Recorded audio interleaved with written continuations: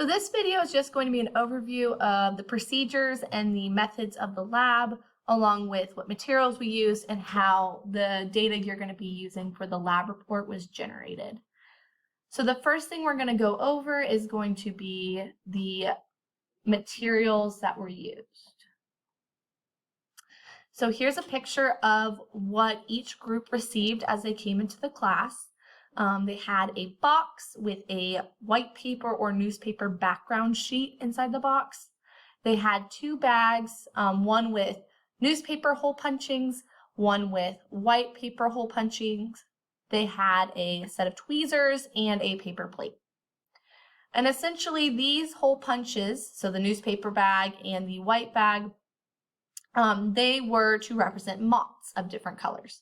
And essentially what they were trying to do is they would take 25 to start off of each color and scatter them in the box. Then the predator would use the tweezers to pull out as many moths as they could in 15 seconds. Two things that we use that aren't pictured in this image are a timer. So everyone had a group member who had a timer or a watch to keep the time. And also one group member had their computer out with a preset Excel sheet open. And we'll talk about the use of that in a second. Okay, so we're going to see the 25 moths are set up in the box. And the predator is going to pick out as many as they can in 15 seconds using the tweezers.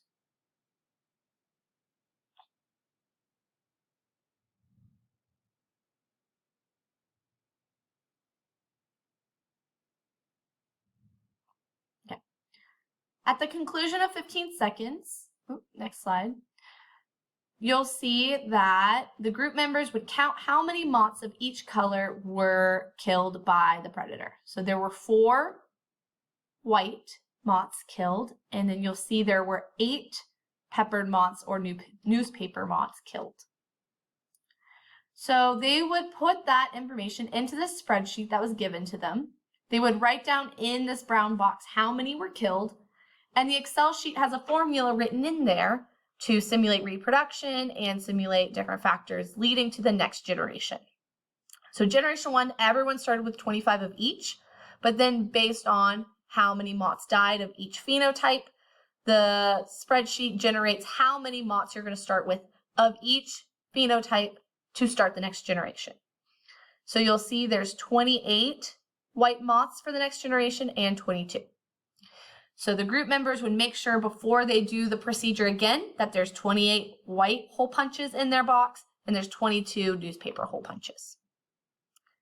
These numbers that the spreadsheet are also generating are going to serve as the data for the data table. So on the sheet with the data table, they would record 28 and 22 moths for the next generation.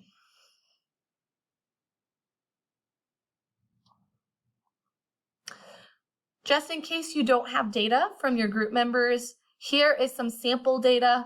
I simulated a white background. So here are my moths over the course of 5 generations. And then I used data from somebody else who did newspaper as their background and put in the moth population over the next few generations. From this point, you'll figure out the allele frequencies and answer the questions outlined on the lab analysis questions. And those are going to be helpful when it comes to starting to put together your lab report. So I hope this video went through it. We just repeated those procedures 5 times the same way over and over again, collecting data for 5 generations.